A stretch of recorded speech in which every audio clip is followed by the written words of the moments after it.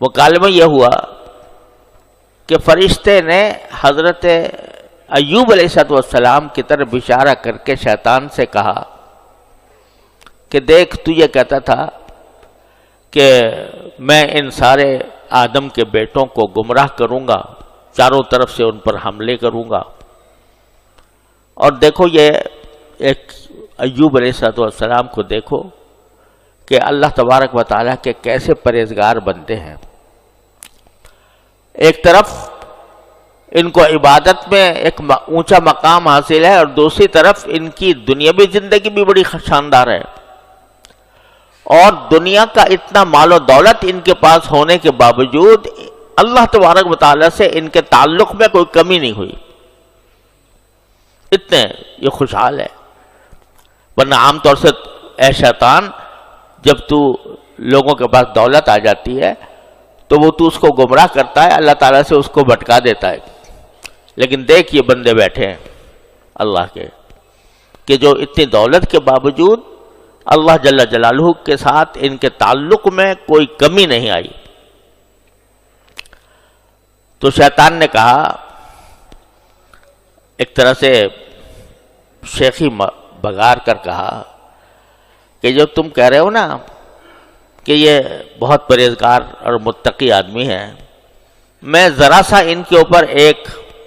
سایہ ڈال دوں تو دیکھنا ان کا تقوی، ان کی پرہیزگاری کہاں جاتی ہے۔ اور اب تو یہ اللہ میاں کے بہت بڑے بندے بنے ہوئے ہیں، اور اللہ تعالیٰ کے ساتھ ان کا تعلق بڑا مضبوط نظر آتا ہے، میں ذرا سا اگر ان کے اوپر ایک اپنا سایہ ڈالوں تو تم دیکھنا کہ یہ اللہ سے کیسے غافل ہو جائیں گے۔ بلکہ اس صحیفے میں یہ بھی مذکور ہے کہ اس نے کہا شیطان نے کہ یہ جب میں ان کے اوپر ایک سایہ ڈالوں گا، ان کو جا کر چھوؤں گا، اس نے بھی الفاظ ایسے استعمال کیے ہیں کہ اس کو جا کر جب چھوؤں گا تو یہ اللہ میاں کا کیا کہتے ہیں، یہ تکفیر کرتے ہیں، یہ اللہ میاں کو بالکل بھول کر اللہ میاں کی تکفیر کریں گے۔ تو فرشتے نے کہا کہ مجھے نہیں لگتا کہ یہ اس حالت میں بھی اپنے پروردگار سے جدا ہوں گے۔ تو وہ شیطان آیا اور اس نے اپنے کرتب دکھایا، اور حضرت ایوب علیہ السلام ایک بیماری میں مبتلا ہو گئے۔ بیماری میں بعد میں مبتلا ہوئے ہوا یہ کہ وہاں جس علاقے میں یہ رہتے تھے تو وہیں قریب میں ایک کافروں کی حکومت تھی، سبا،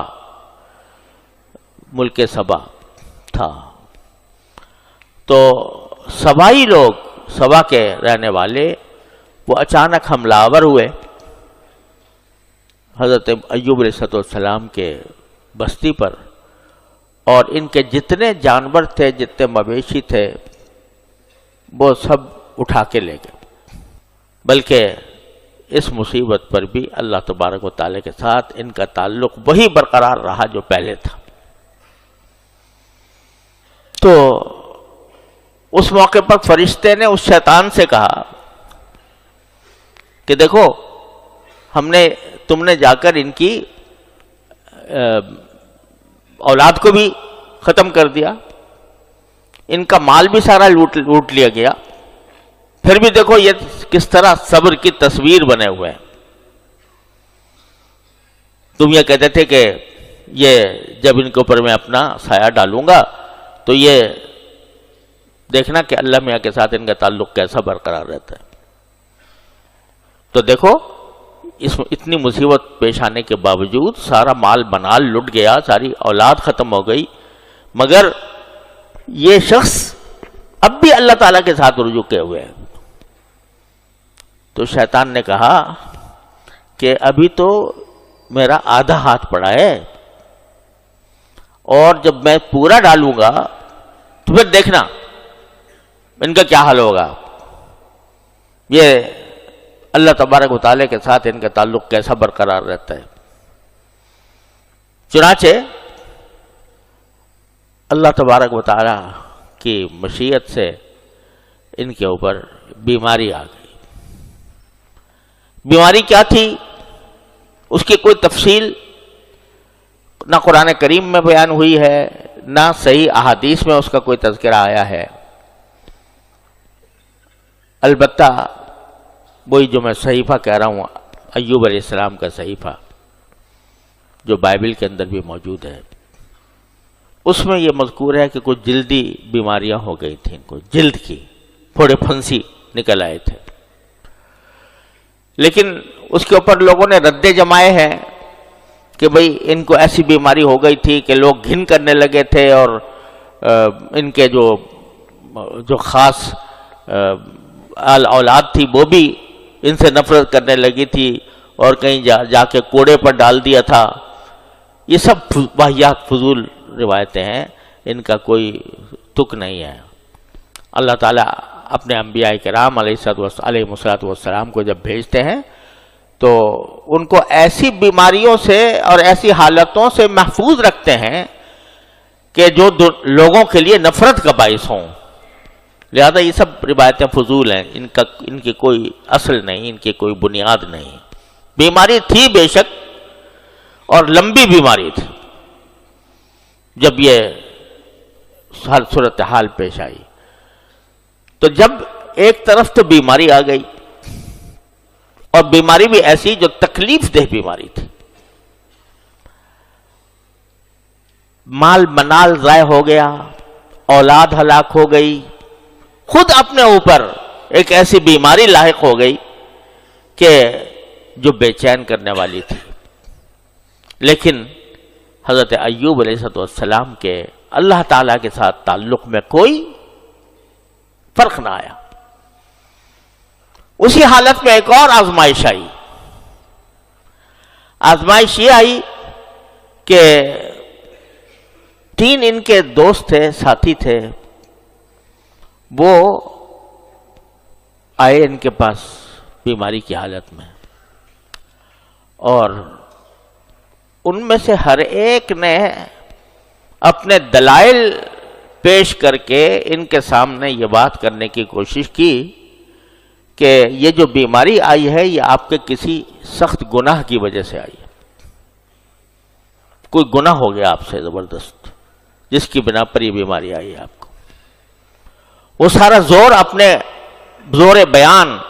اس بات پر صرف کرتے تھے تینوں ساتھی کہ یہ بیماری آپ کو آئی ہے کسی آپ کے شدید گناہ کی وجہ سے، اللہ تعالیٰ آپ سے ناراض ہے، اس گناہ کی وجہ سے اللہ تعالیٰ آپ سے ناراض ہے۔ جواب میں ایوب علیہ السلام یہ فرماتے تھے کہ نہیں، میرا مالک مجھ سے ناراض نہیں ہے، اور تم مجھے بار بار یہ سمجھاتے ہو کہ اللہ تعالیٰ تم سے ناراض ہے، لہذا میں اللہ تعالیٰ سے ایک بعد پیدا ہو جائے میرا اللہ تعالیٰ کے درمیان، تو میں تمہاری یہ بات نہیں مانوں گا۔ میرا اللہ میرے قریب ہے، میرے اللہ مجھ سے ناراض نہیں ہے، راضی ہے۔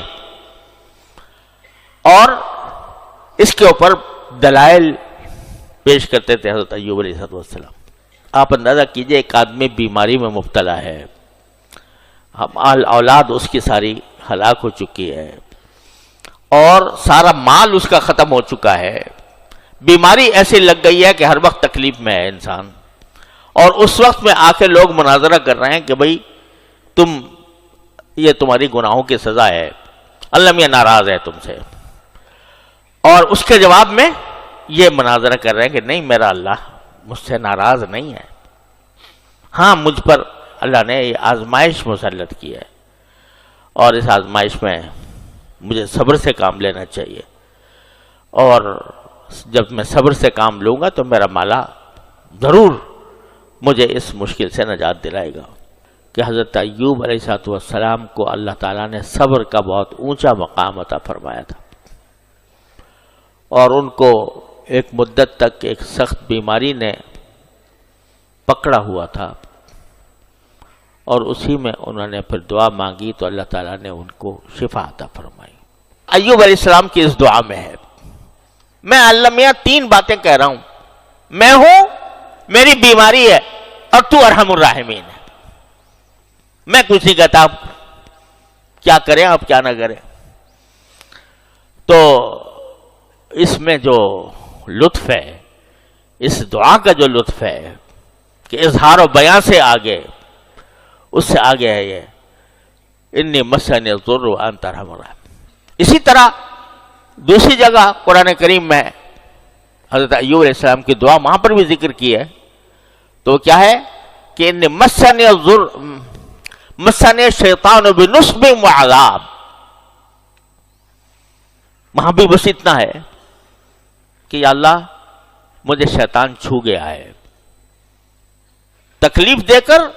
اور میرے اندر بیماری آزار پیدا کر کے مجھے چھو گیا ہے۔ بس وہاں پر بھی کوئی ایسا جملہ نہیں ہے کہ اللہ مجھے شفا دے دے، بلکہ اپنی حالت پیش کر دی اور اس پوری حالت کو دعا بنا دیا۔ تو جب یہ دعا ہوئی تو قرآن کریم فرماتے ہیں ارکض برجلک ھذا مغتسل بارد وشراب۔ جب یہ دعا پہنچی ہے باری تعالیٰ کے مقام تک تو اللہ تعالیٰ نے حکم دیا ارکض برجلک، اپنا پاؤں زور سے مارو اس پتھر پر، بس یہ تمہاری شفا کا راستہ ہے۔ ارکض برجلک، اپنا پاؤں مارو زور سے اس پتھر کے اوپر، تو کیا ہوگا؟ وہاں سے چشمہ پھوٹے گا۔ چنانچہ ایسا ہی ہوا۔ حضرت ایوب علیہ السلام،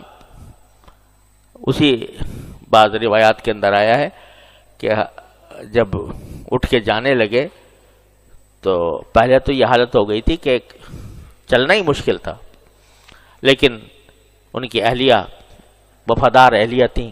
وہ مسلسل ان کے ساتھ رہتی تھیں۔ تو جب جانے لگے تو اہلیہ نے پوچھا کہاں چلے، کیسے جا رہے ہو؟ تو حضرت ایوب علیہ السلام نے فرمایا مجھے حکم ہوا ہے کہ میں آگے جا کر اس کے اوپر پتھر پر پاؤں ماروں۔ چلے گئے، پتھر پر پاؤں مارا تو پانی ابل پڑا، اور اللہ تعالیٰ کی طرف سے یہ حکم آیا کہ ھذا مغتسل بارد وشراب۔ دیکھو یہ جو پانی ابالا ہے ہم نے زمین سے، تم نے پاؤں مارا تھا، یہاں سے چشمہ ابال دیا، اور اس چشمے کے اندر یہ تمہارے نہانے کا پانی بھی ہے، ٹھنڈا پانی، مغتسل بارد، ٹھنڈا پانی ہے تمہارے غسل کرنے کے لیے، اور شراب اور تمہارے پینے کے لیے۔ چنانچہ غسل کیا، حضرت ایوب علیہ السلام نے غسل فرمایا اس چشمے سے، اور جب غسل کر کے فارغ ہوئے تو وہ ساری بیماری جا چکی تھی۔ بیماری کی وجہ سے جو چہرے کے اوپر تغیرات آئے تھے وہ جا چکے تھے، اور اسی طرح کھلا ہوا خوشگوار چہرہ جو پہلے تھا اسی کے ساتھ وہاں سے واپس لوٹے۔ یہاں تک کہ ان روایات میں آتا ہے کہ حضرت ایوب علیہ السلام کی اہلیہ پہچان نہیں سکیں کہ یہ وہی ہیں، کیونکہ اس عرصے دراز تک بیماریوں کی وجہ سے چہرے پر تغیرات آ چکے تھے، جسم پر تغیرات آ چکے تھے۔ جب اللہ تعالیٰ نے شفا عطا فرمائی تو سب واپس دے دیا، چہرے کی تازگی بھی واپس دے دی، بشاشت بھی واپس دے دی، اور بیوی بھی پہچانتے ہوئے مشکل ہو رہی تھی بیوی کو کہ یہ وہی میرا شوہر ہے. تو اس کے بعد اللہ تبارک و تعالیٰ نے یہ کرم فرمایا کہ فرماتے ہیں وَآتَيْنَاهُ أَهْلَهُ وَمِثْلَهُ مَعَهُ، کہ اس کے بعد ہم نے جو ان کے گھر والے ہلاک ہو گئے تھے نا، بیٹے بیٹیاں، تو ہم نے اتنے ہی گھر والے ان کو دے دیے، بلکہ اس سے دگنے دے دیے. اب اس کے مطلب یہ بھی ہو سکتا ہے کہ جو ہلاک ہو گئے تھے ان کو دوبارہ اللہ نے زندہ کر دیا ہو، تو اس کی ذات سے کیا بعید ہے. اور یہ بھی ہو سکتا ہے کہ آگے پھر انہوں نے ان کے ہاں اور مزید اولاد ہوئی، اور اتنی ہوئی بلکہ اس سے دگنی ہو گئی، تو اللہ تبارک و تعالیٰ نے وہ بھی دے دیے. اور وہ جو مال مویشی جو تھے وہ بھی اللہ تبارک و تعالیٰ نے واپس عطا فرما دیے، پھر اسی طریقے سے زندہ رہنے لگے. لیکن ان کا واقعہ بتا کر اللہ تبارک و تعالی ہم آپ کو جو سنا رہے ہیں واقعہ، محض قرآن کریم میں جب کوئی واقعہ آتا ہے تو وہ محض قصہ کہانی نہیں ہوتی کہ بھئی افسانہ ترازی ہے، افسانہ سے بتایا جا رہا ہے. اس کے پیچھے سبق ہوتے ہیں. سبق یہ دیا کہ دیکھو ایوب علیہ السلام کو دیکھو، شیطان بڑا دعویٰ کر رہا تھا،